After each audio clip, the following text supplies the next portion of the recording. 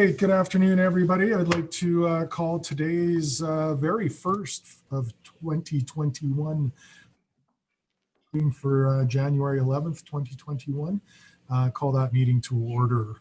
Welcome, everybody, and let's jump right in.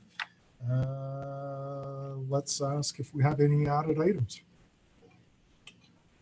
Director Wagstaff and CAO. Well, unless it's the one that CAO has, I do have an item to bring into closed session. Okay. Under FOIP section 16, the closure would be harmful to business interest of a third party. Section 16, okay. And that's number 2 closed, so we'll put that in at the end of the program. End of the agenda. Line is different than that. It's for 6F. It's an update on operations / capital. 6F, okay. Up and capital. Okay. All right. Councillor Harper. Thank you. It could go under 6F. Just an update from our operations director on residential snow removal. Residential, okay.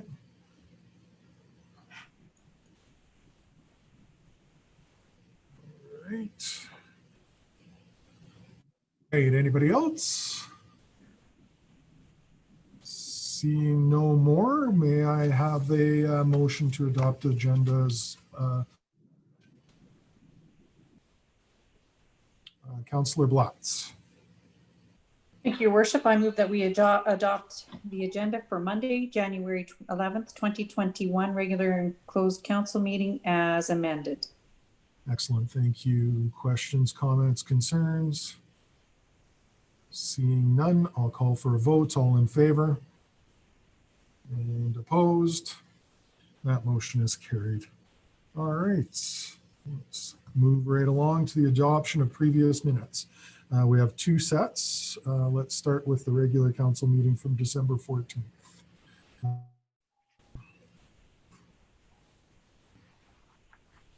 Councillor Bennett. Thank you, Your Worship. I move that the minutes from December 14th, 2020 regular council meeting be adopted as presented. Excellent, thank you. Questions, comments, errors, omissions? No, seeing none, I will call for a vote. All in favor? And opposed? And that motion is carried. Excellent. For the special closed meeting on December 18th, Councillor Ryan. Thank you, Your Worship. I move that we adopt the minutes from the special closed meeting of council on December 18th, 2020. Excellent. Comments, questions, concerns, errors, omissions? Seeing none, I will call for point of order. Oh, yes, legislative clerk. My apologies if the motion says 18, but I think the meeting was on 21st, was it not? Yes, it was. Yes, you're correct. It is 21st. I will make that a friendly amendment. Okay. Thank you. Are they the 21st in the actual? I believe they're, Here the agenda is the 21st. yeah. Good enough. Yes, there it is. All right. Any other questions, comments, changes? All right. Seeing none, I'll call for the vote. All in favor? Motion is carried. All right. Let's carry right along. Presentations and delegations, Emergency Management Agency, COVID updates. CAO, would you like to introduce? Thank you, Your Worship. Yes, I would like to introduce Director Powell to give us an update, the first one of the new year. Just want to say that Director Powell and the executive team have been in touch, as well as the Deputy Director of Emergency Management. Throughout the Christmas holidays, we did not see a need to have any updates during that period of time, but I will hand it over to Director Powell to give an update for the new year. Director Powell. Thank you, Mr. Merrick. Just a quick sound check. Okay, signal, if you can hear me fine. Thumbs up, all good. Okay, thank you. Yes, I appreciate that, Your Worship, councilors. staff. It's been an interesting couple months, I guess, just to watch carefully, and it recognized most importantly that staff needed a bit of a break, and we had a bit of a skeleton staff over the Christmas holidays, watching and maintaining some contacts throughout our with our key stakeholders, and the balance of the staff was given the opportunity to take a much needed break. So I would assume all of you have the ICP update in front of you. Just thanks Jennifer Lutz for inserting the statistical information just to capture the rapid increase in COVID positive cases that have been identified, ramping up from November onward here. And we can overlay and understand that the significant amount of restrictions are starting to show their effect, in addition to identifying the story around past Christmas breaks. We'll dovetail into some comments at the end of this presentation of how old is looking at the moment. But for now, that's kind of a physical or a visual overview of what we're facing as a province. Coming back into the community itself here, specifically as we look within our own groups, command staff is again keeping a pretty tight communications with our shareholders, our stakeholders in our community, our high population employment agencies, Sundial, College, etc., and then our Mountain View Caesar housing, and having those conversations fairly regularly, maintaining those updates and seeing where we're able to help and getting the true information when we can. And that was consuming a fair bit of our time, is basically just getting the right information and delivering the right information back, so that we're clear on compliance, what the rules are today, and then also where we can direct people for enforcement related concerns. Public Works, of course, has not been a significantly impacted organization or camp. However, nevertheless, just because we're not hearing much out of it doesn't mean that they're maintaining a very vigilant performance in terms of staying safe, keeping their distancing, contractors stay outside, those types of arrangements. We all aware recreational facilities remain closed. Fire is performing some abbreviated COVID-related training and facility readiness, operational readiness, in addition to training and bringing on 10 new recruits at the same time. So it's been busy over at that fire station, and hats off to Chief Andrew and Chief Jersvik for staying on top of it. And that facility would not run properly without Melanie Larek as well, stick handling everything that they have to do there. Emergency Social Services has launched the Great Neighbors program, and looking at some outdoor virtual opportunities. And we also did send a request to shoulder up our, perhaps you could say, our volunteer forms, and set that out to the public as far as a volunteer registration form to see what type of skill sets we have in the community, should we feel we need those types of assistances. And then in terms of planning, just making sure that our business continuity plan was updated with new staff insertions, and also the training pieces that come with the staff that are changed, because we have turned some staff over in the last 9 months. And recovery efforts are basically looking forward. There's a lot of momentum working on that, and a lot of discussion and talk about where some recovery efforts may lie. And this has kept Mr. Wright very, very busy with trying to stay on top and redirect any latest and current information that is available, all the way from grant funding all the way down to keeping an eye on what the province is doing in terms of business startups and incorporations. And it's kind of a loose barometer with the province to see from an economic standpoint where naturally throughout the start of COVID, we saw a significant drop in the number of incorporations, and then and that I'm surprised to see the number of business incorporations in the province creep up as much as it has. But I suspect a bit of a rubber band yo-yo going on with that as well. So that was a very quick overview, and I will leave the balance of this discussion to questions if you wish to address to myself or Director Wagstaff or Director Chant or Linderman or anyone else. Councillor, go ahead. Thank you so much, Director Powell. May I start with a motion, Councillor Overwater, and then the question? Sure. Yes, I move that we accept the Emergency Management Agency's presentation on COVID-19 for information.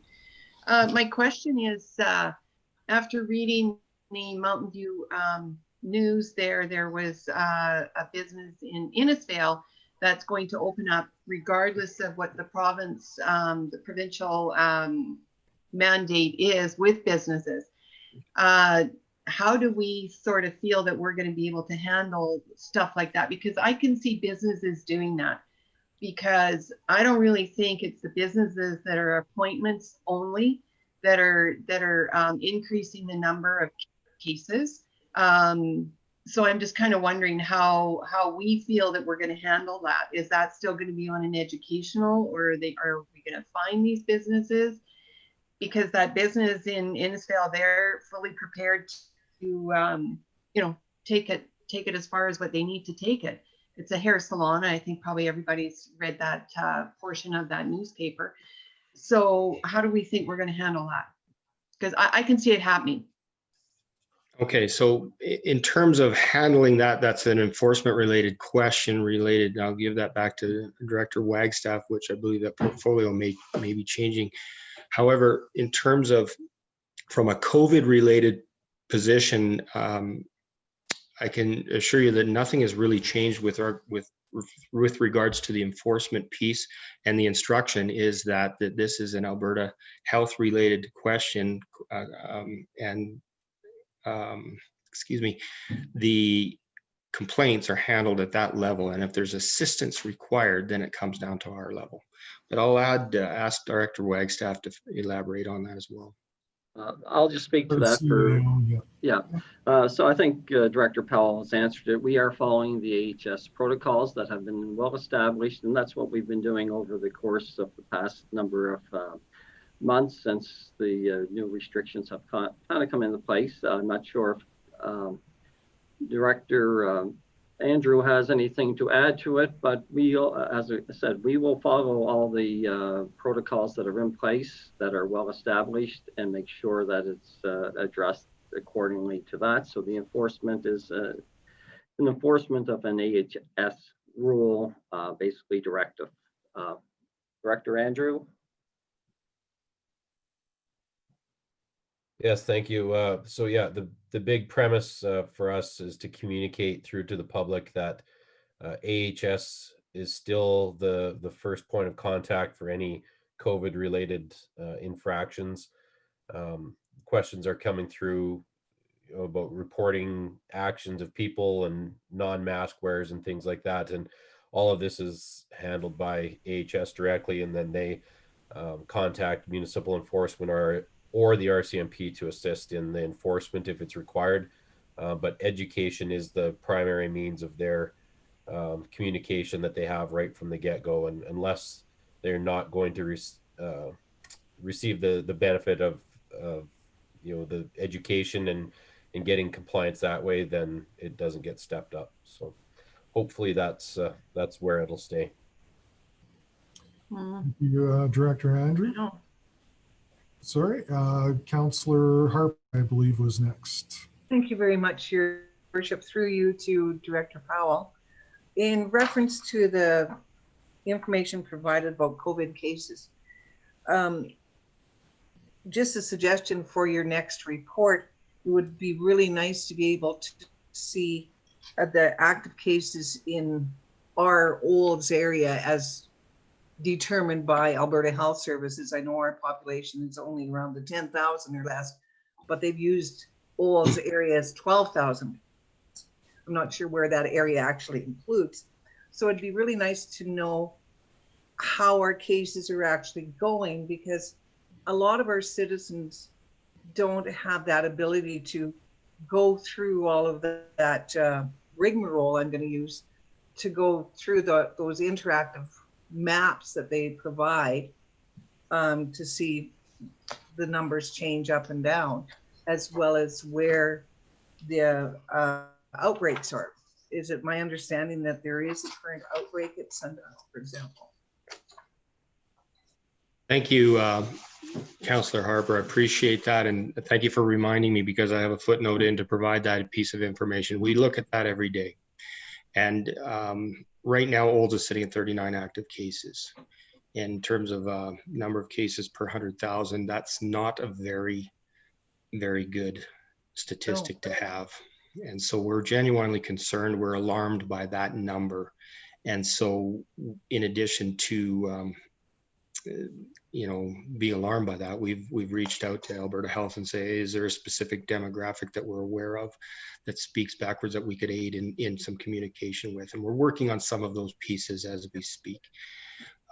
But yes, for certain, the number of cases at the day that the documentation is written is typically, it's become stale because we were approximately 36, I believe, when we wrote this report last week, and we've gone up to 39 over the weekend. So. Yeah, and I do appreciate the fact that you bringing up the demographic data, because I know we can find it for Central Alberta, but that encompasses a very large area in the grand scheme of things for Olds. So it'd be really nice to know in your next reporting, what is that demographic data for our Olds reporting area as well.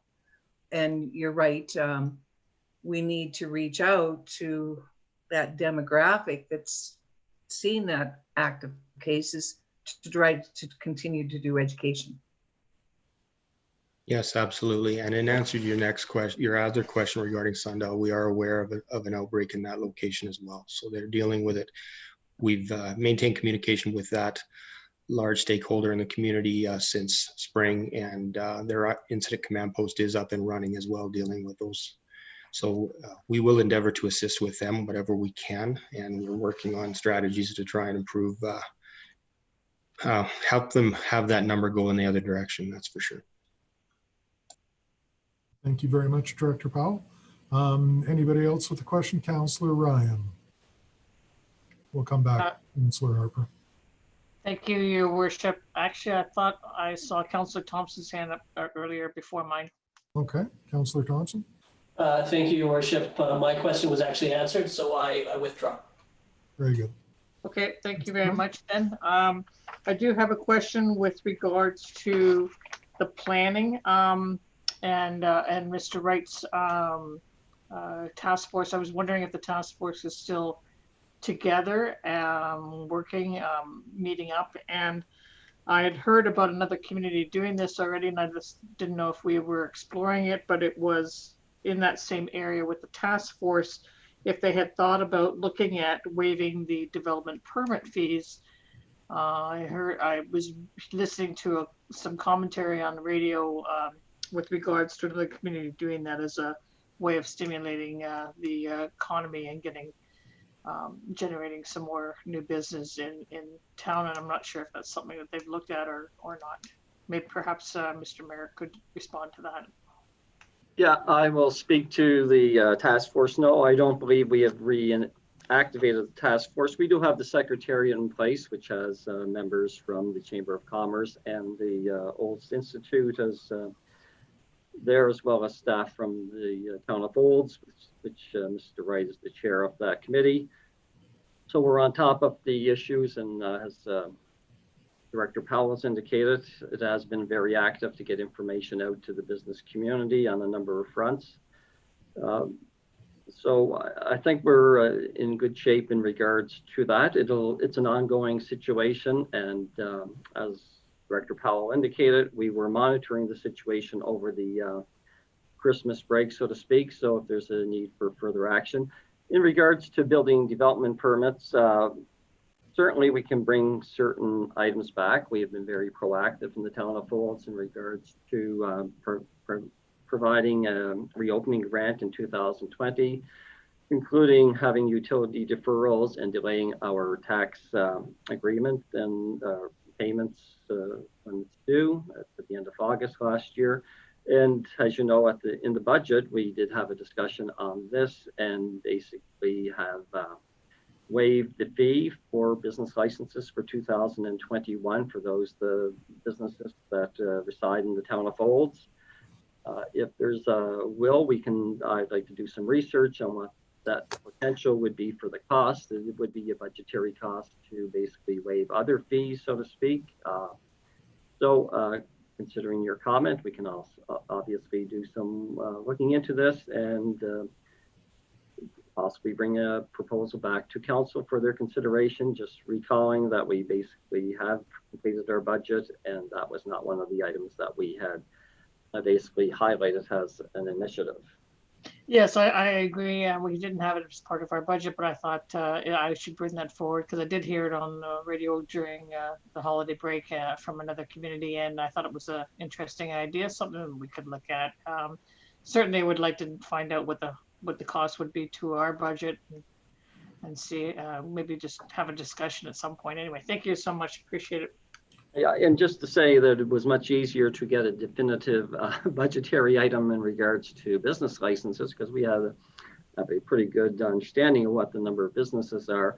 Development, it's really futuristic in nature and would be a guesstimate at best to determine what those future, I guess, opportunity costs would be, so to speak. Excellent. Yes, Thank you very much, Councillor Ryan and CAO. Anybody else with the first question before back to Councillor Harper? Thank you very much, Your Worship. And this is through you to Director Wagstaff. I know that it's mentioned in the update today that the town of Olds is seeking volunteers for disaster. Does that sound right? No. But I'm just wondering what the response has been as a result of the campaign, looking for volunteers. It's been steady is how I would describe it. So we've had about a dozen already. It only went up on Friday, I think, or late day Thursday. So I would consider that a good quick response. And we're going to continue to promote that piece so that people can send us in so we have a good database.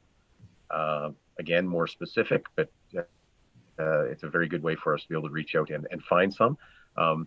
It was shared with us this morning from the staff that are looking at the the submissions that are coming in, that sometimes there are things right underneath our nose or right before our faces that we're not aware of until you've actually done another sort of a reach out. So that was good. We've found already some strong resources within our community that we weren't aware of, and some of those were from people that we interact with as the town quite frequently. So that was a good initial process, and we look forward to many more to come in. Thank you. Thank you very much, staff. Councillor Overwater. Thank you, Worship. I guess this would be to Mr. Powell. So is our hospital set up for any COVID, or are they still being sent to Red Deer? And I mean, it was my understanding that the hospital sort of shipped out as many people as they could before like last March. So I'm just kind of wondering how the hospital is operating now, and if they are set up to take COVID people, or are they still sent to Red Deer? In answer to your question, the hospital is set up to take COVID intake. However, there is no ICU in the Olds Hospital. Oh. And so it's a higher level of care is required, the ICU, and this is, Okay. sorry? No, that's fine. So what we watch very carefully is the capacity of our nearest ICU, and that is another genuine concern of ours, because we're well aware that Red Deer is very close to capacity with their ICU, and they have plans in place to activate other wards and minimize elective surgeries, et cetera, to enhance their capacity for ICUs. And this all dovetails to our local, we're one village, if you want to look at it that way. When Little Olds in the scale of it, has 39 active cases. We do not want to be sending ICU capacity to Red Deer, because we're all part of that bed space story, in addition to whatever capacity Olds Hospital can offer for other communities as well. So it's something that our medical folks share with us, that they're confident, and this is as of the last sit rep, they have space available and they have the ability to intake COVID positive and deal with isolation. However, not at the ICU level. How many ICU beds are there at the Red Deer Hospital? Do you know that? Ooh, yeah, I have to apologize. I remember reading it and seeing where they were getting very close, and that's about 50 emails ago. I'm sorry. Yeah. But we will get you that answer. I'll fire That would that be through thanks. Mr. Merritt. That would be good, thanks. Yeah, we'll send that to you as soon as we get that information. So Sure. probably later today or tomorrow. Yeah, Possible. no rush. All right. Thank you very much. Any, Councillor Blatz? Thank you, Your Worship. Through you then to Director Powell. Going back to our ICU beds, I think people need to be very aware that it's just not only COVID that they're trying to accommodate too. There are people that have either had to have an emergency surgery or a heart attack or have been in a serious accident of some type. And maybe this is something that needs to be communicated, throughout as well with people, so that it makes them aware that whatever happens directly with COVID impacts a lot of other people.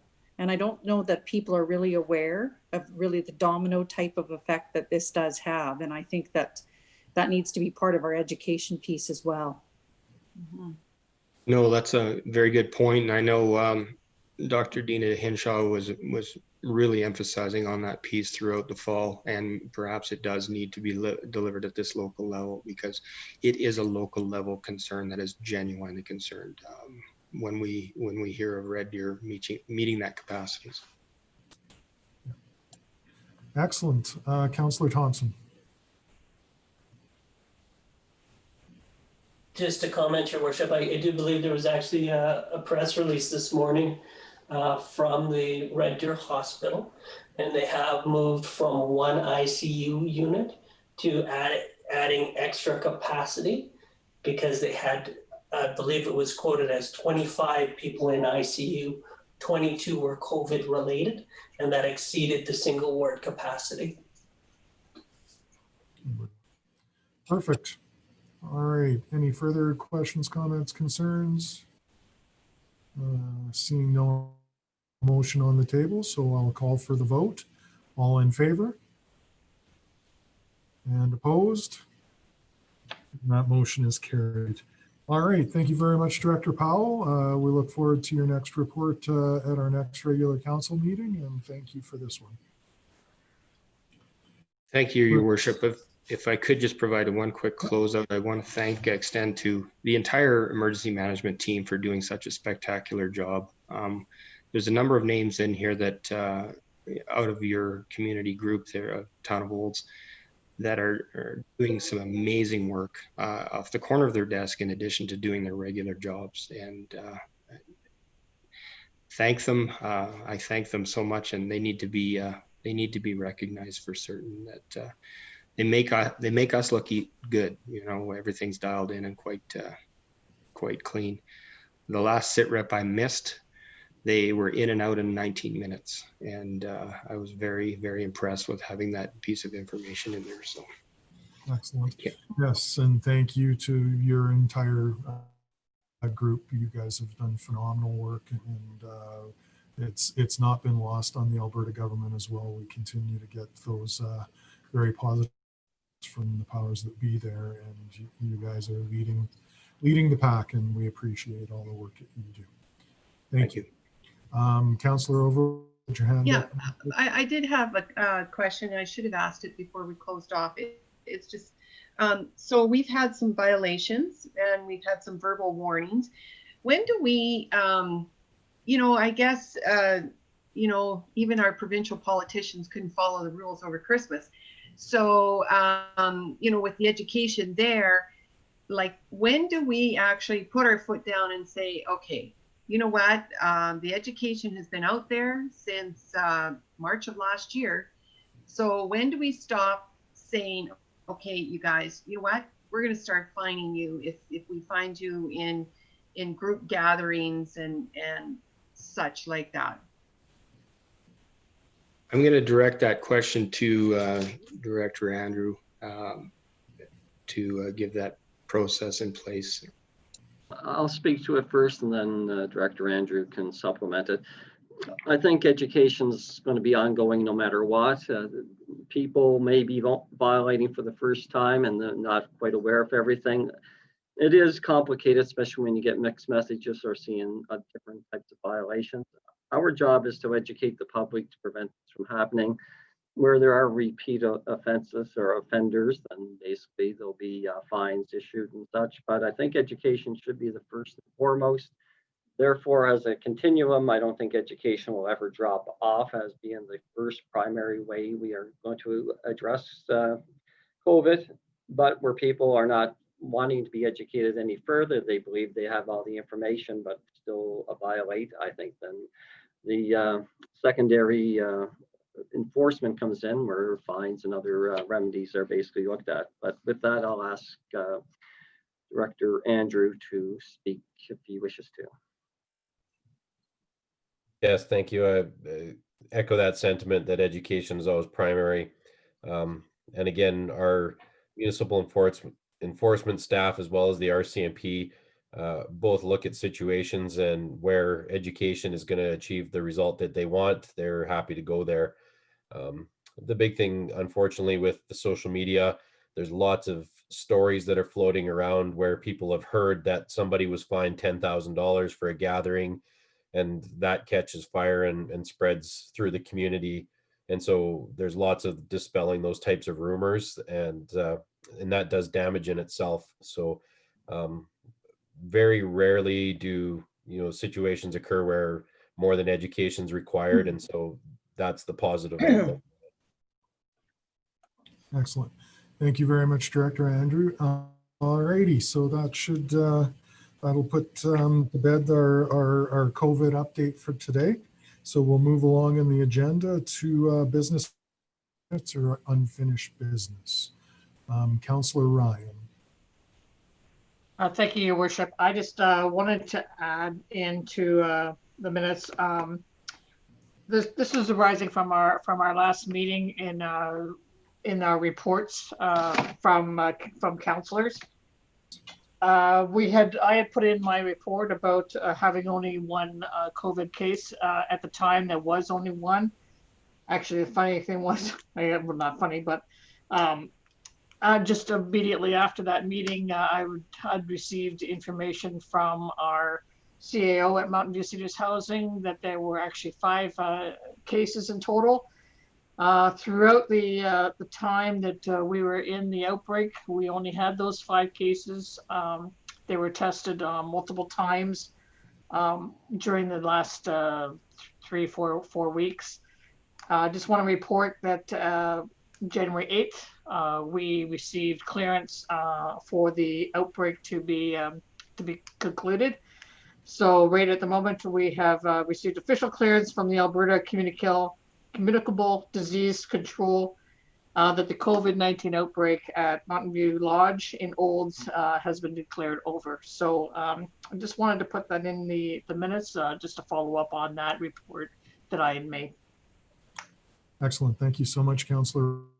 Fantastic news that we have no cases at Mountain View Seniors Lodge. Councillor Harper. Just a point of order that it shouldn't go into the minutes per se. I think perhaps with the permission of our legislative clerk, it could just be part of today's minutes now.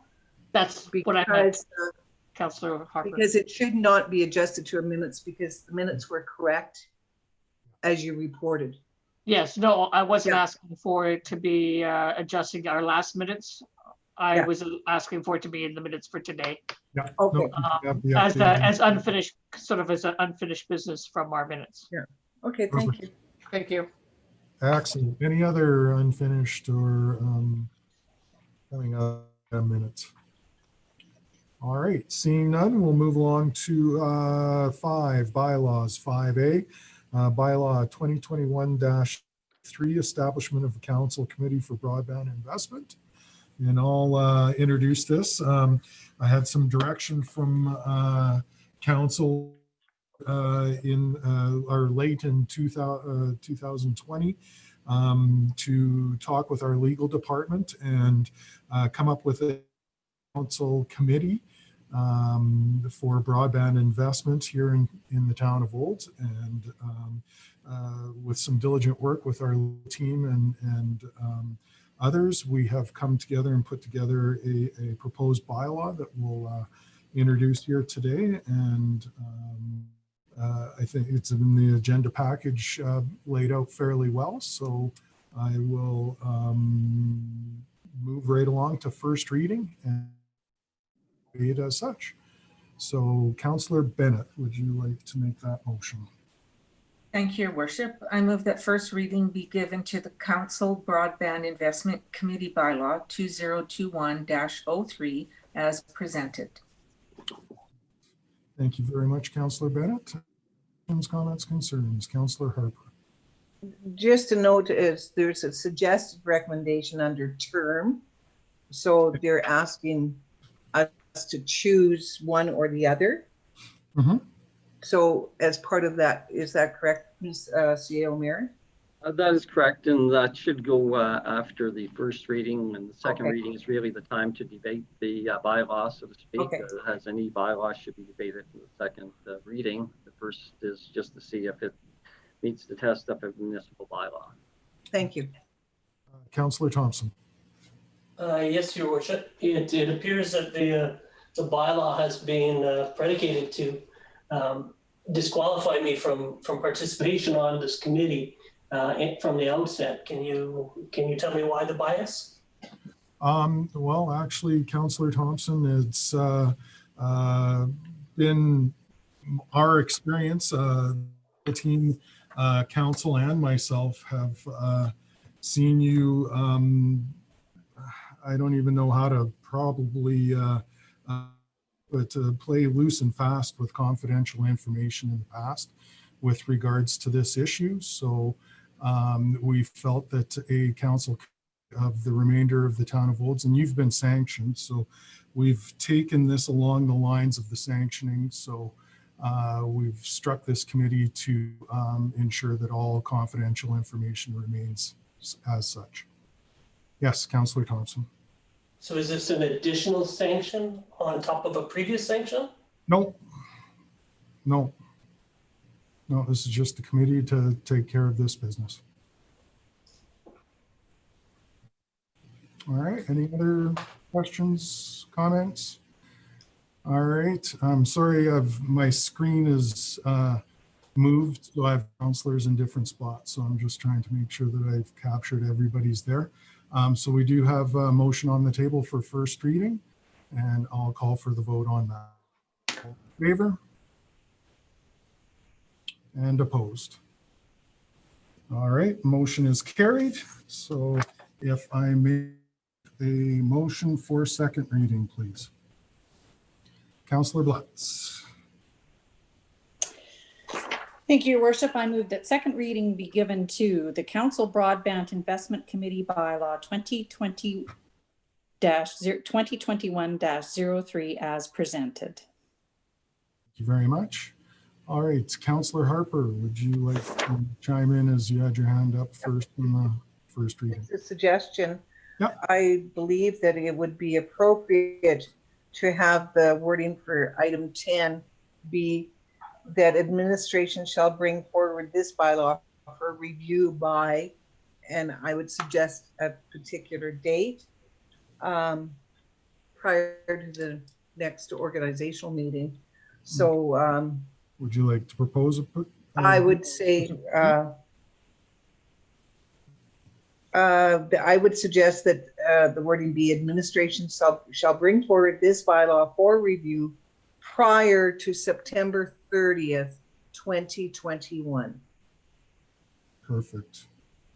All right. Any further comments, questions, concerns? All right, seeing no more hands.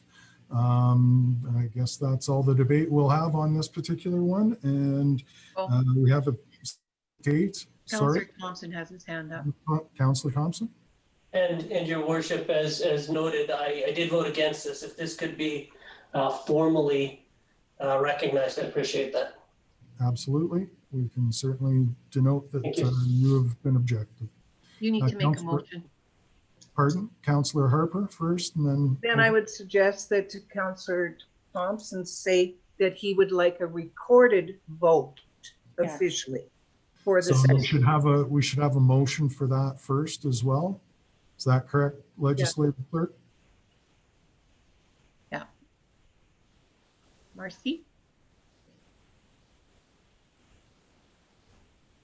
Hi, it's Marcy. Can you hear me? Yeah. Yeah. Okay, good. You don't need a motion for Councillor Thompson to request the vote recorded. However, the request does have to come prior to the vote. So for motion that Councillor Blatz made, we can record the vote, but it will not be recorded for vote one. Right. Or motion one, pardon me. That's acceptable, Councillor Thompson? Yes, thank you. All right, I would ask the next one be recorded, yes. absolutely. All right, so we have second reading on the, anybody care? Any other comments, questions, concerns? Seeing none, I'll call for the vote. All in favor? And opposed? And that motion is carried 6-1. And of course, we will record that vote as. All right, so let's move along and see if we can have unanimous consent to for third reading. Point of order, sorry, it's Marcy here again. Yes. Did you do consensus on the review being the insertion, and is it an amendment as amended for the motion then? All right, yeah, Councillor Blatz, would you like? Yes, to make that's fine. the Friendly amendment. Yeah. And that takes care of that issue. We don't need a separate vote. I got a thumbs up. Excellent. All right, Councillor Overwater. Sure, we'll try and do this. Thank you, Your Worship. I move that unanimous consent be given to present the Council Broadband Investment Committee Bylaw 2021-03 for third reading as amended. Excellent. Thank you so much. Comments, concerns, questions? Please record the vote again. For votes, all in favor? And opposed? And that motion is passed 6-1, but that is not unanimous. So no, it is not, sorry, passed. It's defeated. So my suggestion is that as time is of the essence with regards to this committee's potential work going forward, that I would entertain a motion to have a special council meeting on Wednesday, what are we, Wednesday, 13th. January 13th, 2021 at 2 p.m. for third reading. If Councillor Harper, would you like to make that motion? I'm just suggesting perhaps, Your Worship, 2 p.m. may work, but I do have a meeting that morning as well for the Water Commission. Okay. But 2 p.m. should work. 2 p.m. I will on make that Wednesday? one. No, 2 o'clock should work. Okay. Anybody So else? I'll make that motion that council call a special council meeting for the purpose of doing third reading bylaw 2021-03. Thank you. Any comments, questions, concerns on that motion? Seeing none, I'll call for a vote. All in favor? And that motion is carried 7-0. All right. That brings to an end clause at 5A. Let's move along to new business. Item 6A, CAO. Thank you, Your Worship. 6A is asking council to approve Council Policy 106C, remuneration and benefits. The suggested changes, as highlighted by the legislative clerk, came from the report that was done prior to Christmas on this specific item. And it is basically information that we would like to share with those people that are considering to run for municipal election in 2021, as that is the situation we're in. I will ask the legislative clerk if she has anything to add to this. I do not at this time. Thank you. Excellent. Thank you, legislative clerk. All right, may I start with motion, please?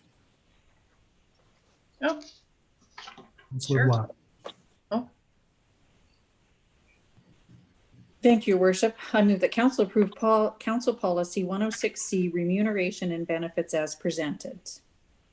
And I do have a question. Yes, please, go ahead. On page 25, under honoraria 1.1, it says as of January 1st, 2020. Should that not say January 1st, 2021? No, that is intended to be up to date as possible so people know what the situation is, because we can't determine what 2021 is going to be on. Okay. Basically, more information such as what the cost of living could have changed to, or whether it would even be approved or not by council in the future. So this is currently that anybody who wishes to have information on the current council policy will see that this is what the enumeration is.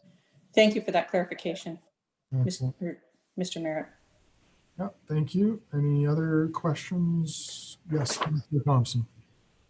Your Worship, I just like to say I really appreciate this coming forward as it is. I think it'll allow us to be better stewards of taxpayers' dollars and ensure that our citizens have a full account. I think while we've all strived to do our best work, I think this is an improvement that will make us better. Excellent. Thank you so much. Councillor Overwater. thank you, Worship. Yeah, just a comment that, you know what, our citizens do know exactly what all the council and the mayor's honorariums are, because it is in our audited financial statements every year.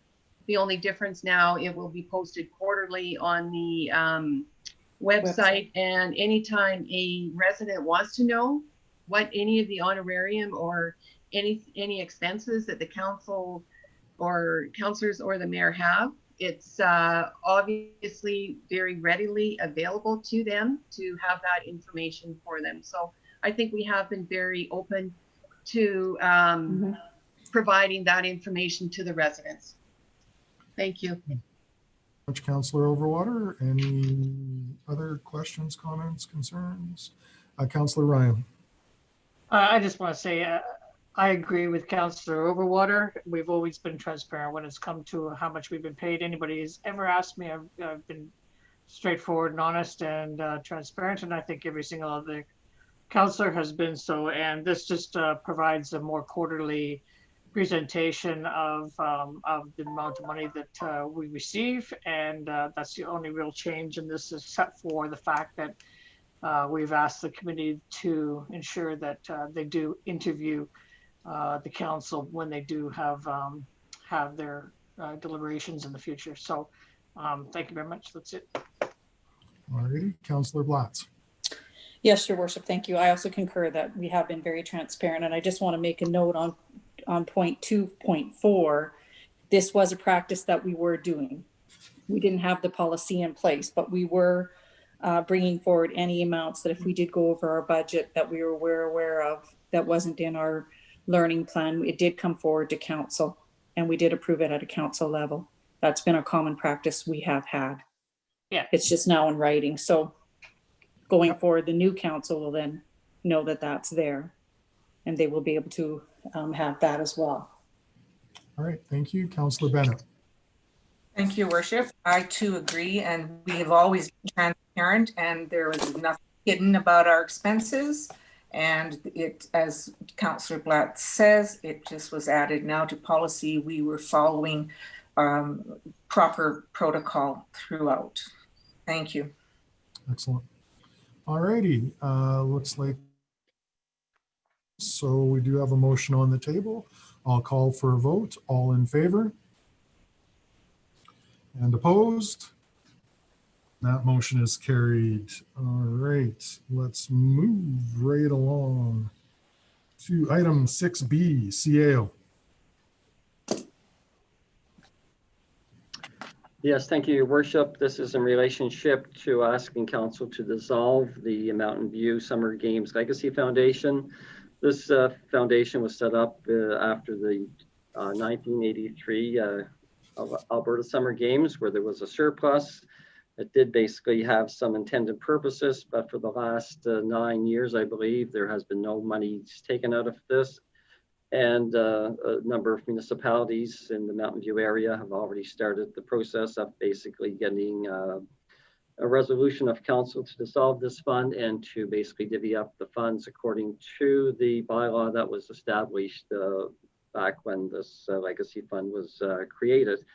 So we're asking council to basically dissolve this fund, and then we'll take the appropriate steps to, once all councils have done this, provide the funding back to those municipalities. The town of Olds, I believe, contribution is about $2,800 to this fund if this action takes place. Director Wagstaff, do you have anything to add, as you were the, I guess, easy job of overseeing this for the last few years? Just a couple of things to add. One is the motions are split into two. The first one is designed to have Town of Olds Council an opportunity to be for or against the dissolution of the Summer Games Legacy Foundation. Second motion is an obligation of our responsibilities as the trustee, and regardless of the outcome of the first motion, it's one that would direct administration to act accordingly. Excellent. Thank you very much, Director Wagstaff. And it's 28,000, not 2,800. Yes.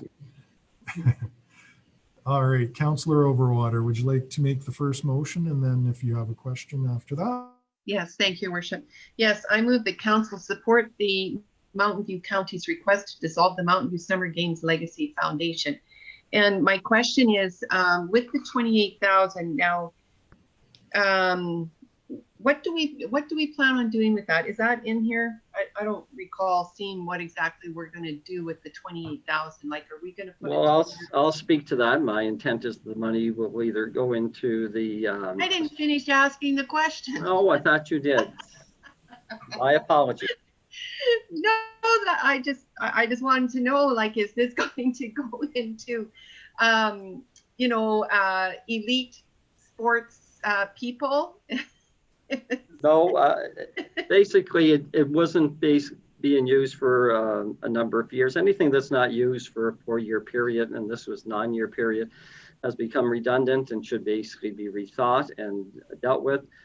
In my mind, I think it should go into our stabilization fund as a reserve, or one of the other operating reserves, basically for the town to make sure that any of the money that's spent is done through a budgetary process, not an ad hoc process. No, I just supplemental, Your Worship. Just because I know we did help out with, it was Danielle LePage, and I'm just wondering if, that we helped with her going to the Olympics. So I'm just kind of wondering if this would be sort of set up as to a similar fund, so that we wouldn't have to dip into something else should another elite athlete need some help from our community going to the Olympics. That's just what I was wondering. I thought we had built flexibility into our sponsorship policy to allow for that to happen, so to speak. So we probably did. We need a bunch of new funds and new specific items. I'd rather that be done through service level and then budgetary, and then if there is a need for it, that would be great. Okay. Director Wagstaff, anything to add? And it was $5,000 that we had contributed in support for that particular, Olympic level athlete. Right. And that did come out of reserves at the time, and that would be how we would look at those types of requests in the future that are very, we'd like them to be frequent if we had Olympic athletes from our community, but not a very frequent request. So it was one that we'd review under reserves or other sources of funding. Thank you for that clarity. Thank you very much. Councillor Bennett. Thank you, Worship.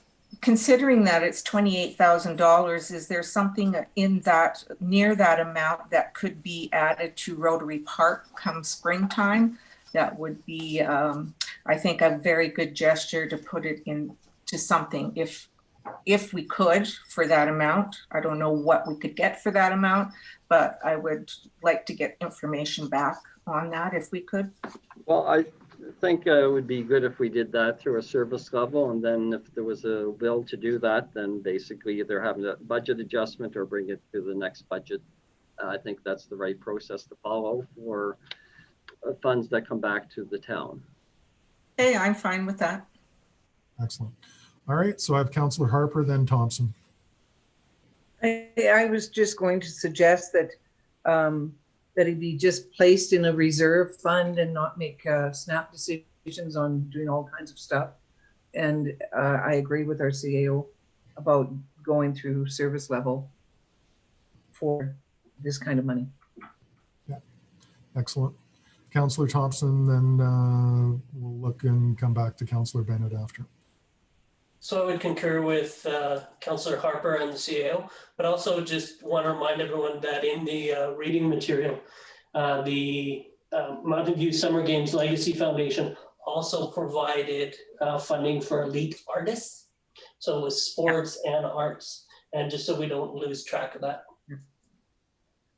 Fair enough. Thank you very much. Any other councillor who want to chime in for the first time before I go back to Councillor Bennett? All right, seeing none, Councillor Bennett. Just to assuage everyone's fears, I was not wanting to make a snap judgment with the $28,000, but thank you for thinking of that. Thank you. All righty, any other questions, comments, concerns before we vote on the first motion? Can we, Yes? thank you, Worship. So Mayor, you've got it documented that we'll bring this up at service level. I believe so. This will definitely come to service level as we bring any outstanding items that come up in regards to our service levels or our budget requests, that they're done through a appropriate process that we identify to the best of our abilities what the cost would be or the savings would be, as that can go either way, so to speak. Perfect. Excellent. All right, I will call for the vote. All in favor? And opposed? All right, that motion carries. Very good. May I have the second motion, please? Councillor Ryan. Thank you, Your Worship. I move the council direct administration to take the required steps to dissolve the Mountain View Summer Games Legacy Foundation and disperse the account funds per its society bylaws. Excellent. Comments, questions, concerns on this particular motion? I do have a comment, and that is, I just want to make sure, I'm not sure what the disperse the account funds, I'm not sure.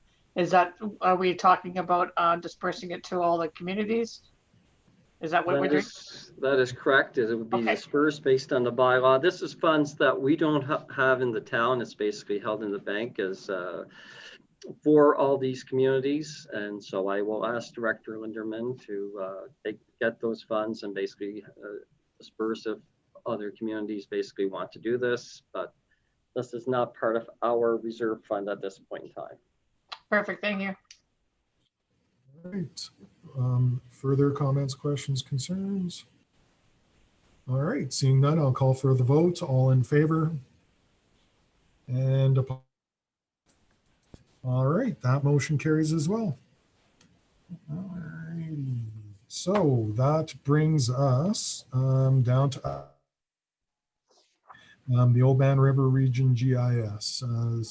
CAO Merritt, would you like to introduce that? Hey, thank you. As we are a member of the commission, the Old Man River Regional Services Commission, we have been asked to support a Alberta Community Partnership Grant to assist in the information that we're GIS enhancement project. So I'll ask Director Chant if he has anything to add to this.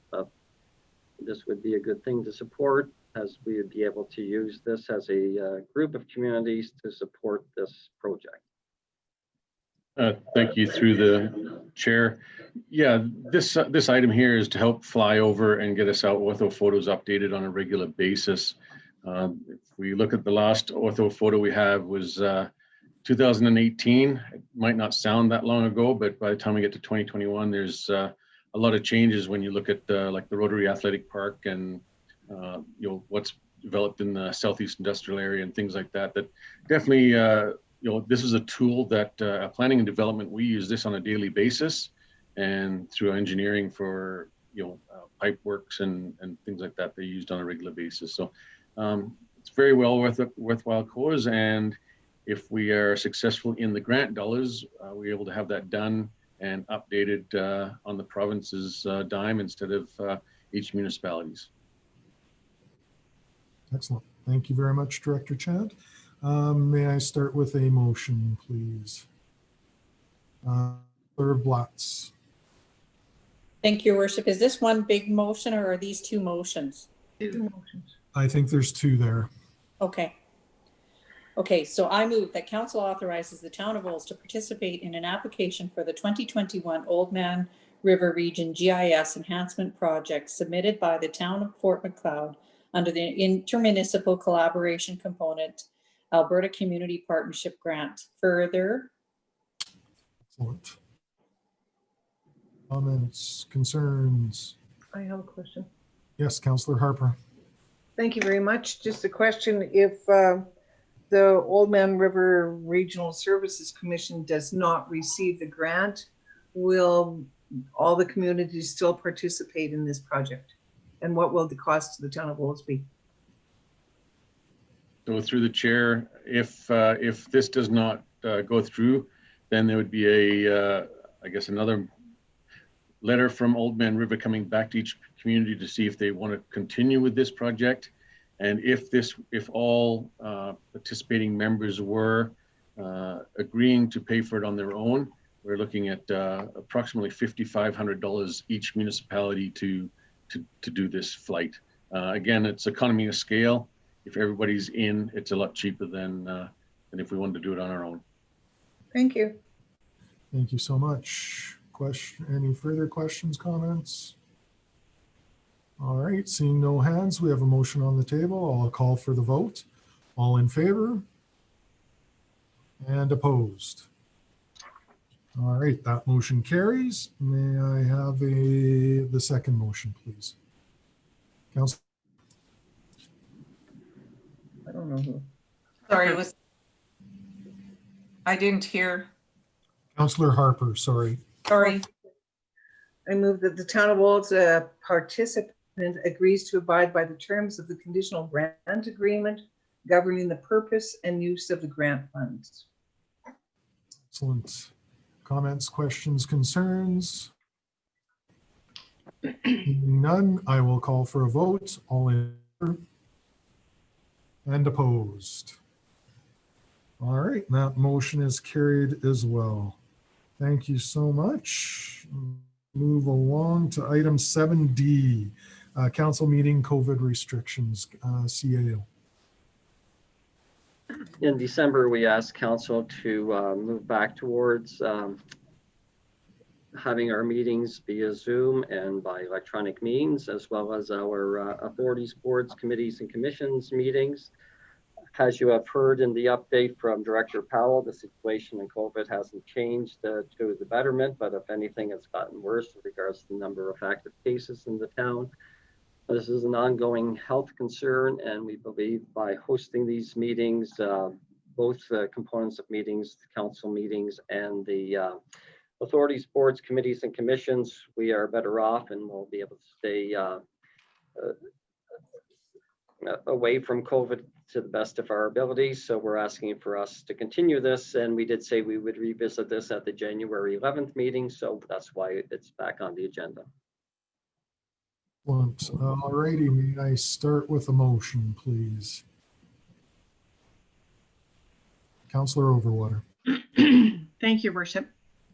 I move that all council meetings continue to be held in accordance with the meeting procedures COVID-19 suppression regulation through electronic conferencing and be made available for the public to hear live audio of each council meeting. Excellent, thank you. Are there questions, comments, concerns with regards to this motion? Seeing none, I'll call for the vote. All in favor? And opposed? And that motion is carried. Thank you very much, Councillor Overwater. And may I have the second motion, please? Councillor Thompson? Yes, Your Worship, I would move that all meetings of town-managed authorities, boards, committees, and commissions continue to be held in accordance with the meeting procedures, COVID-19 suppression regulation through electronic conferencing and be made available for the public to hear live audio of said meetings on the Town of Old's website, if applicable. Excellent. Comments, questions, concerns on this particular motion? Seeing none, I'll call for the vote. All in favor? And opposed? And that motion carries as well. All right, thank you very much. Move right along to item 6E, sorry, Alberta Community Partnership Grant, CAO. Thank you, Your Worship. We are applying for the Alberta Community Partnership Grant in relationship to the Mountain View Regional Emergency Management Framework. We're hoping to improve and create. This is an opportunity to get provincial dollars to enhance our emergency management process throughout the region. I think Council has seen the benefits of the changes we've made in the town's emergency management plan and our team and getting our framework together. And this would require the participation of the other communities within Mountain View County to participate. If we do not get the basically resolutions from those, we'll withdraw this application because it is a partnership grant and it is for regional purposes. But since they expanded this grant to include emergency management because of the COVID-related situation, we believe this would be a good thing to take advantage of at this time, and it would not cost the town money to basically do this. So it wasn't a budgetary request. It's money that we believe would be incorporated. And the ACP grant is up to $200,000. I'm not sure if this would be in totality for $200,000. We would, if we get approved, we always have to have some type of RFP with our partners to basically get someone to work with us on this framework. I will ask Director Linderman if she has anything to add, as her team has put this grant application together. No, nothing to add. I think you covered off all of my points. Okay. Excellent. All right, may I start with the first one? Councillor Overwater. Thank you, Your Worship. Yes, I move the council authorize the Town of Olds to be the managing partner in an application for the Mountain View Regional Emergency Management Framework to be submitted by the Town of Olds under the intermunicipal collaboration component of the Alberta Community Partnership Grant. Further, my question is, okay, so we're going to apply for this grant. We're going to probably manage it. And does this grant, will it encompass the time that our staff has to be involved in, you know, I guess getting everything together, organizing, you know, the other communities in order to, you know, be a part of whatever meeting that they're going to have? Will we be compensated for that? If there's meeting related expenses and there's consultation fees, absolutely it will be. As far as staff time to do this, no, we wouldn't be directly compensated, I don't believe. But this will be a time saving because we are kind of leading the Mountain View emergency framework as it currently is, and to have everybody on board in a much more comprehensive study and framework, I think it's to the benefit of everybody. Honestly, emergency management in 2017, I think we spent a fair bit of time, but it's time that actually saves us a lot of time now in 2021 because we have a framework in place. We have a very strong team, as Director Powell has indicated, and it's not hard for us to get up and running and to engage council in our various emergency situations at this time. So there's a tremendous saving, and I guess there's also a peace of mind for the community and the communities. So we, having advanced our emergency team quite significantly in the last few years, feel very comfortable that while we would be the lead, we don't see it as being a true cost to the town. It's something that will even enhance our team's abilities to do even more. Yes, I look at this as an insurance policy that if we ever have a regional disaster, it's going to pay us down in the future as well. So, Councillor Harper. Thank you very much. Through you to our CAO, I'm sure that you've already had discussions with our partner municipalities because I see that part of it is that each municipality has to send a supporting letter for this. So I'm presuming that each council will be supporting this application through their resolutions. That would be the case if they do pass it. I can't indicate that they have or will do it, but my expectation is that they will, because it's, to me, it's going to be a benefit to all. I have communicated to all the CAOs in regards to this, that this was a last minute decision based on a change in the ACP grant to allow for emergency management to happen. In the past, a lot of these grants were done through Emergency Management Alberta. They have been scaled back tremendously with the last few budget cuts, and therefore we had applied for something similar in 2019, I believe, and were rejected because just the funds are starting to dry up. So we saw this as an opportunity to do what the various emergency management components were doing in each municipality and bring it together through the ACP grant, so to speak. So there had been work done on this in the past. When we got rejected, it was put on hold. But with this change to the ACP grant, we'd be very hopeful to get these dollars, but it's still dependent on the other councils to make those approvals. And at this stage, I think you are looking at that this week, and others will do it in the next couple of council meetings. And if they don't do it, then we just basically will withdraw the application, which is no problem. I follow up, Councillor Harper. Councillor Ryan has her hands up, Yeah, but I did have a follow up. Okay, Councillor Ryan and then Councillor Harper. Yeah, thank you, Your Worship. I had sort of a same question as Councillor Overwater, but I see the value in doing this. It's my concern is the taking away a lot of time from our staff. So I just want to make sure that as we are sort of the lead in this, that we aren't draining our staff. And perhaps you could just give us your opinion on that, Mr. Mayor. Well, I'm going to make a stretch here and ask. I see our Deputy Director of Emergency Management, Jennifer Lutz, is on the line now, and if she would like to speak to that, because really it's going to be falling within the emergency management team, and Jennifer certainly has spearheaded this application. So Jennifer, can you speak to this just briefly? I think it will have a minor impact and actually a beneficial impact overall, but Jennifer? Hi, if you can hear me, we have in the grant application to hire a consulting firm and some facilitation. I think it will actually save us time, and the work that's going to be done is work that has to be done anyway to meet our provincial recommendations. And just another note, we work with AMA, our field officer, on this grant, and they're on site, and it is supporting what we're doing with that agency too. So it's an integrated approach.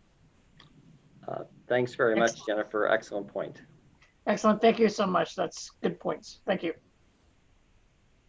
All right, anybody else with a first time comment before we go back to Councillor Harper? Seeing none, Councillor Harper. Yeah, and perhaps Ms. Litz has already answered this. So if we do not receive the grant, we would still be doing some of this regional work anyways. Is that correct? Just with less resources, yeah. Okay, thank you. Excellent. All right. Is it comments, questions, concerns? Seeing none, we have a motion on the table, so I'll call for a vote. All in favor? And opposed? And that motion is carried. All right, may I have the second motion on the RFD, please? Councillor Bennett. Thank you, Worship. I move that the Town of Olds, the managing partner, agrees to abide by the terms of the conditional grant agreement governing the purpose and the use of the grant funds. Excellent. Questions, comments, concerns on this particular motion? And I'll call for a vote. All in favor? And opposed? And that motion is carried as well. All right, thank you, everybody. And let's move right along to the added item 6F, CAO. Thank you, Your Worship. I'll hand this off to Director Chan to give an update. And since we had not been able to provide an update at PMP in January, as that was canceled, this is an opportunity to give an interim report and then again report back at the February PMP meeting as well. So, Director Chant. Thank you through the chair. Yeah, so an update on the progress of our capital projects, mainly being the operations center for this period of time. Since December PMP to now, you know, we did have a 2-week break in there where Christmas and New Year's definitely plays a factor in what work gets done and what gets delivered and things like that through that 10-day process there. But as we had a site visit, or the project manager had a site visit there last Thursday, where I was actually fairly surprised on the amount of work that was done over the Christmas and New Year's break on catching up on things.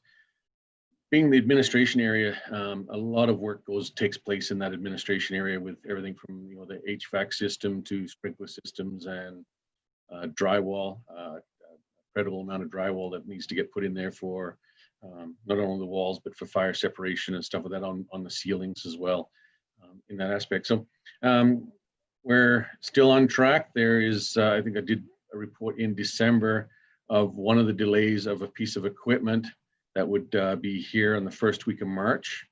And that is the air handling system for the administration side.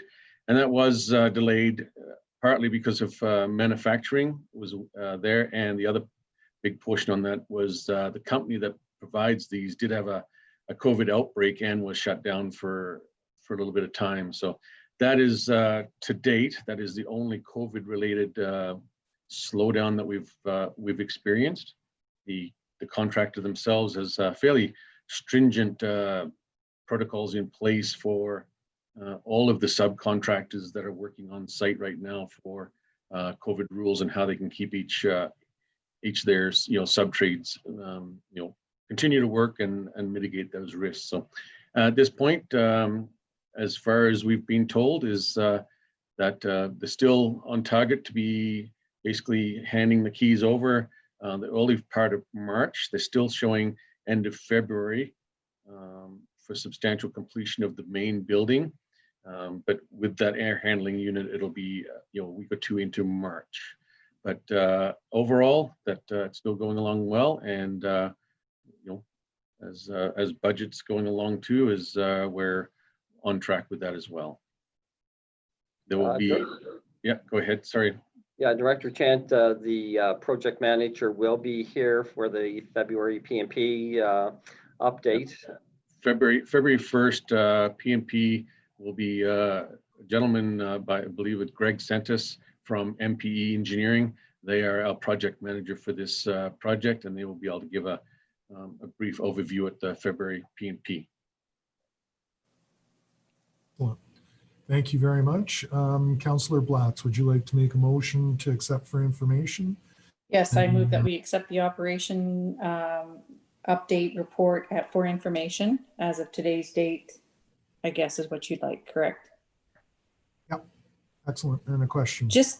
I will have a comment or maybe a question, I guess, through you, perhaps to Director Chant or Mr. Merritt. But when this gentleman does come present at PNP, will he give us any kind of visual pictures, or will there be anything like that so we can sort of have an idea of what it looks like and where it's at? I realize that we can't do a visit on site due to safety, but it would be just kind of nice to sort of see exactly what it all looks like.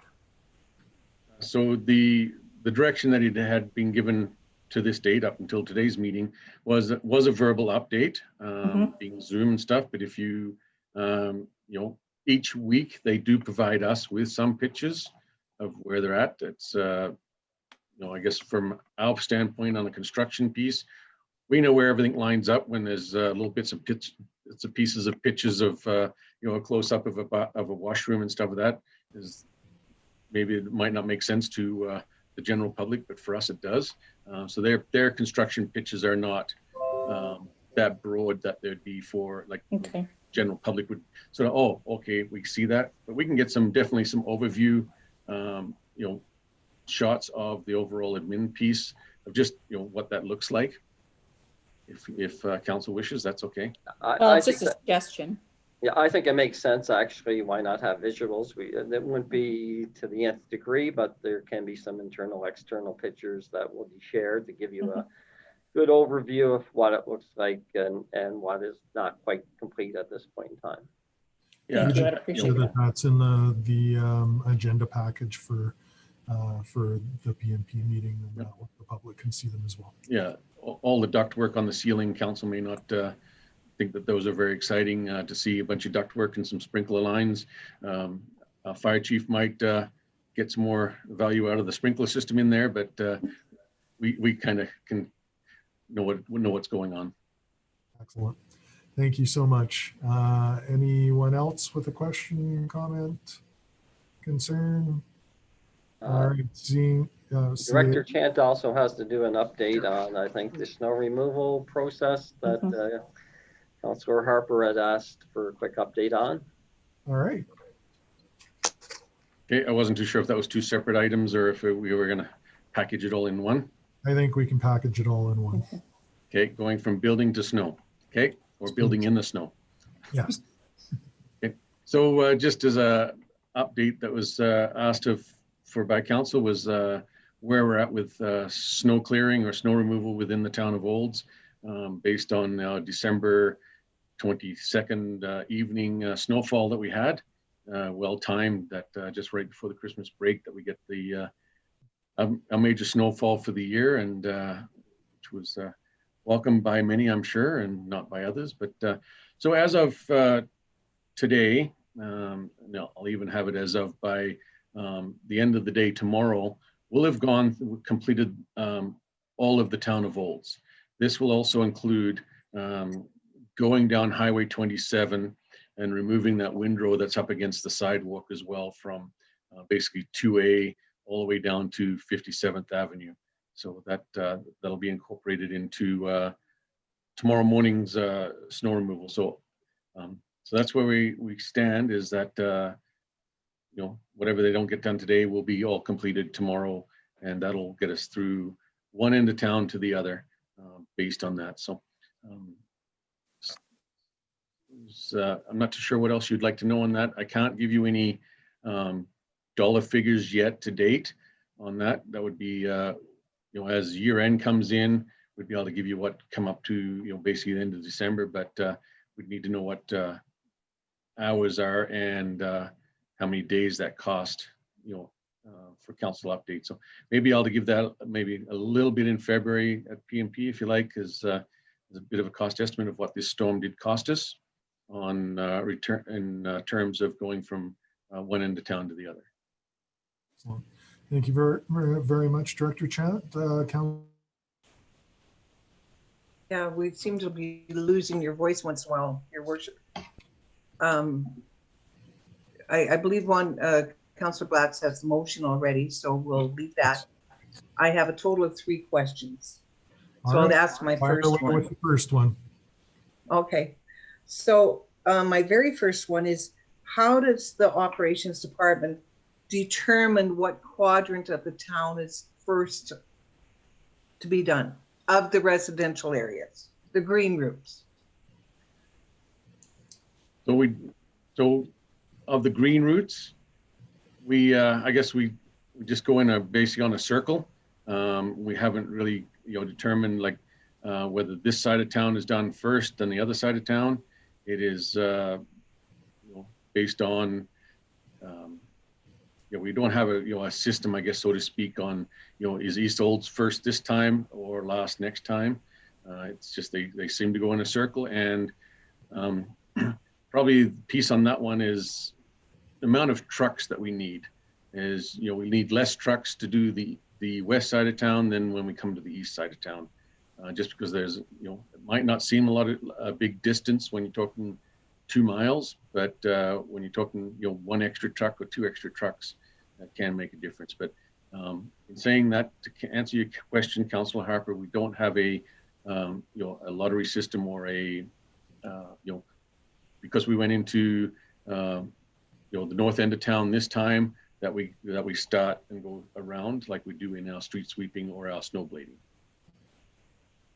Excellent. Thank you very much, Director Chant. And before we go back to Councillor Harper, is anybody else with the first question? All right. Oh, Councillor Blatz. Well, not really a question, but I just want to tell Director Chant that when the snow removal came into our cul-de-sac, they did a phenomenal job. They got right down, because we have such low curbs that sometimes they would just come in and grade to the curb. And when we have our thaws and our freezes, then it seems to flood this sidewalk. But this time they came in and got right down to the curb. And so we won't have that issue going forward if this mild weather continues. And I just want to say hats off to your crew and the people that came in, because I've had really nothing but overall compliments about the snow removal that we've had. So I just wanted to say that to you, to say thank you to your staff and everyone else. And I'm assuming your staff too worked all the way through the Christmas break, between Christmas and New Year's, to start the snow removal process as well. So yes, thank you, Councillor Blatz, on that. Is yes, our public works staff did work the 24th. They did take the afternoon off on the 24th, but in saying that, they did start at 4 a.m. in the morning on the 24th and work till noon to at least give them a break for Christmas. And basically, we're back at it again Monday morning. We did have people on call, but so the week between Christmas and New Year, when other staff were off, they worked that entire week, from 4 a.m. to 4 p.m. And so we've had lots of positive feedback on that. Then say, oh no, our staff are off, that's holidays and they don't get to work. No, that wasn't the case. Excellent. Yeah, we do have a message from our communications person, Monica Leatherdale. It says we've received many kudos and positive comments both on the RAP and the social media. So, I would like to, and I think our CEO had mentioned this before, and stuff like that is, I think, other than maybe, back to Councillor Harper's comment, is, I think we're striving to meet the right balance right now. As if we're getting more positive than negative, then we're striving to hit that right balance on our service level of what we're doing. Excellent. Thank you very much. All right. Anybody else with the first? Councillor Harper. Okay, can I come back then? Yeah, go ahead. Okay, so thank you very much for those comments, and I do echo everybody else's comments about the wonderful job you do, and your team as well as the contractors. They've done a fabulous job. I just wish that East Walls wasn't treated as the poor cousins, and that we get to see them first one of these times. So I'm going to comment on that. It'd be nice to be first in East Walls. We were on the wrong side of the tracks, and I don't like that all the time. You should stop saying that, MJ. That's not a good. Well, that's because people tell us that. So shouldn't say that. My other concern is in reference to vehicles parked when the crews have put out adequate notices through their signs as well as social media and the website and everywhere. And the town crews are still encountering vehicles in the way for our crews to do proper snow clearing. So, and this is perhaps with Director Andrew, have we quit doing warnings and are we now ticketing those vehicles? And I see there's some culprits along 50th Street, College Way, that totally ignore our signage. So if I could answer Councillor Harper's part of that, and I'll let Chief Andrew jump in as well. Based on, so this today we tried, I guess something new is in the East Olds, parking seems to be an issue of, we've got a lot of people on the streets. So they plowed all the avenues this morning they went in and they plowed and removed all the snows on all the avenues in that section of town. And basically through our social media and stuff, we're asking those people to park on the avenues. And then that way it'll leave our street clear. So sort of, doing a two-part process to that. Right. And it is that piece. We've, kudos to our peace officers. They've been out with us every day. And yes, I can attest to maybe a misguided email to my direction, which I did forward to Chief Andrew, of, a lady receiving a ticket because, yes, the sign was there and it was today's date and that, her vehicle was still there. So they are doing enforcement, but I'll let Chief Andrew talk to more about that. Yes, thank you, Director Chant.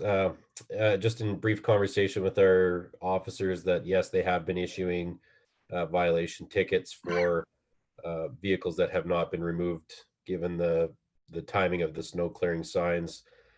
Again, I think there's opportunities where there's the education piece where they can see somebody at the end of the street and then there's a whole flurry of people running out to move their vehicles.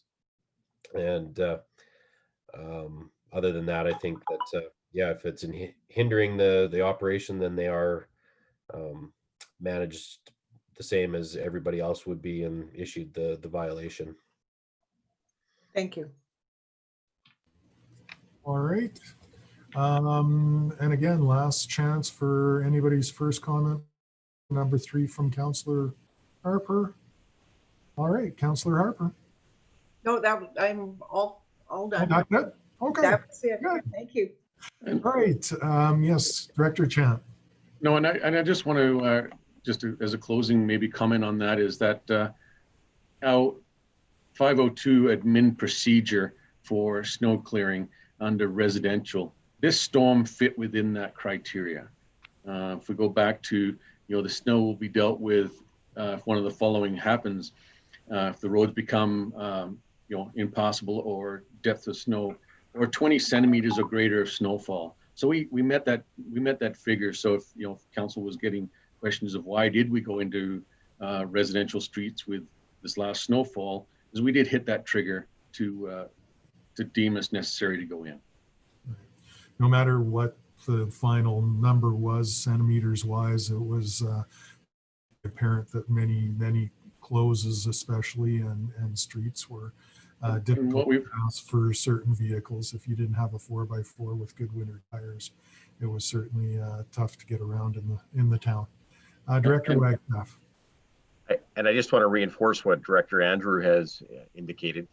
As part of our transition, I'm still having access to the report exec, and we're still bringing up the speed, Director Andrew, on being able to do that at his fingertips.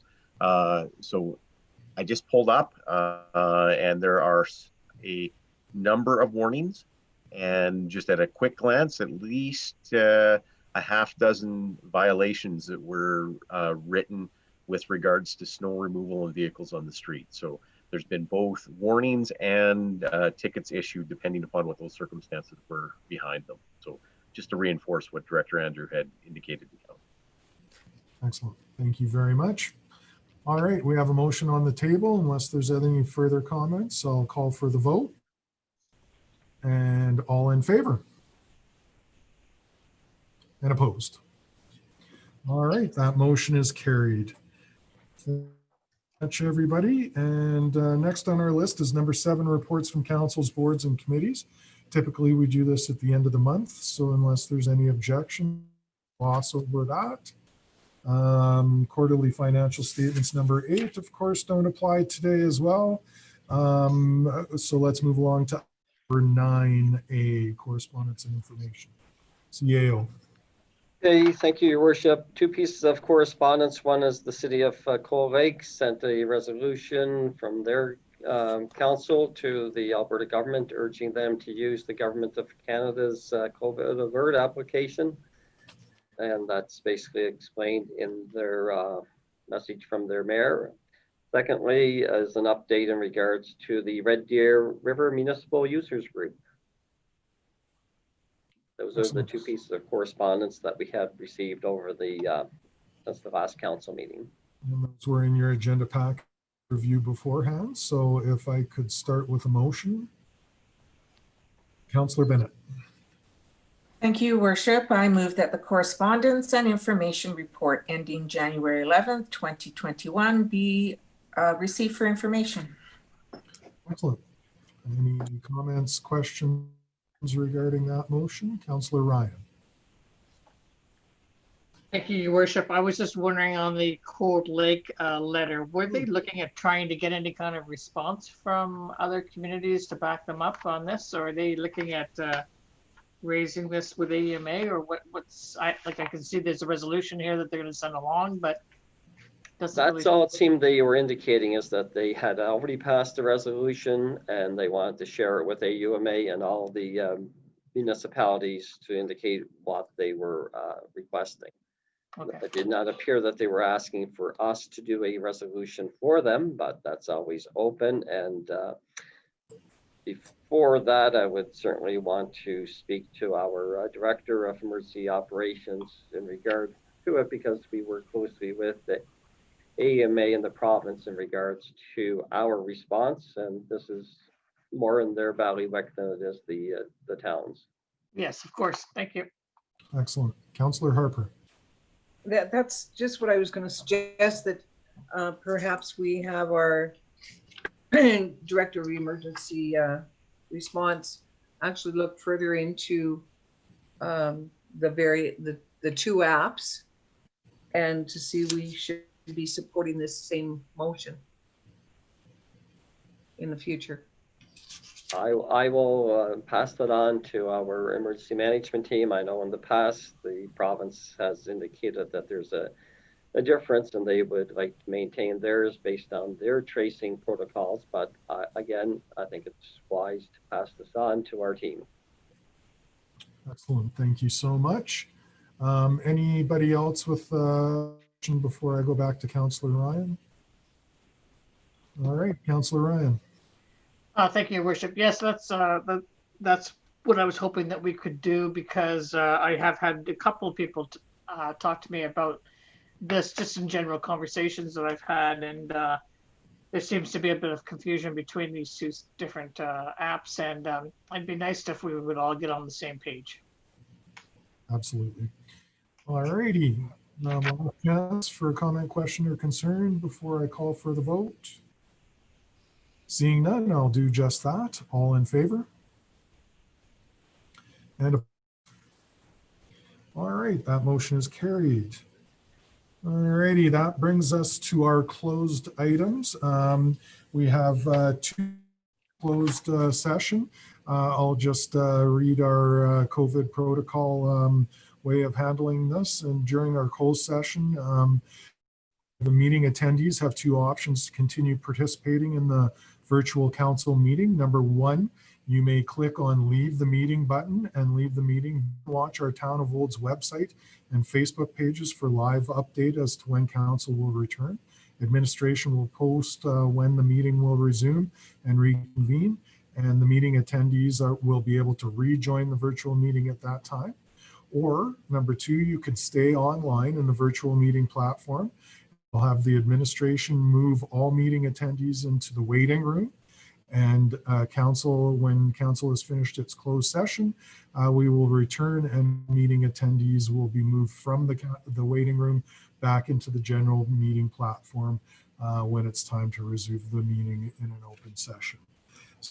In time, may I have a motion to go into these two closed item sessions, please? Councillor. Sorry, I didn't hear what you said. You broke up.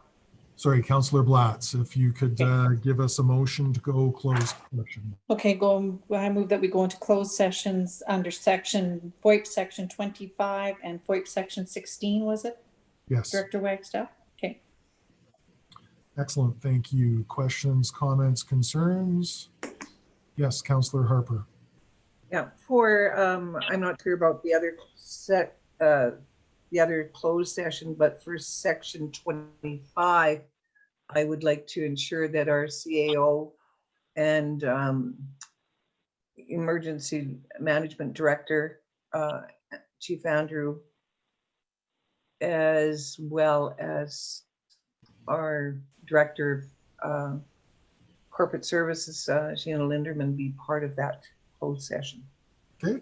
And I would like for Director Wagstaff and Director Lindemann to be part of the other closed session as well. Thank you. Excellent. Okay, I'm just making notes here. All right. Any other questions, comments, concerns regarding these two items? Seeing none, I'll call for a vote. All in favor? And opposed? And that motion carries.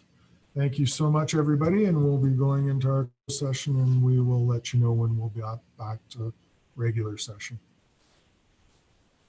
Mr. Fox, we'll need for the first one, Director Andrew and Director Linderman and CAO. I just see where Danielle Smith is quit radio. She's quit radio? Yeah, she did. She resigned today. That's too bad. I like listening to her stuff.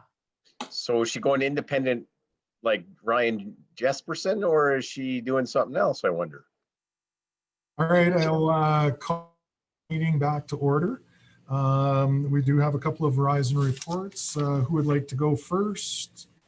Councillor Bennett.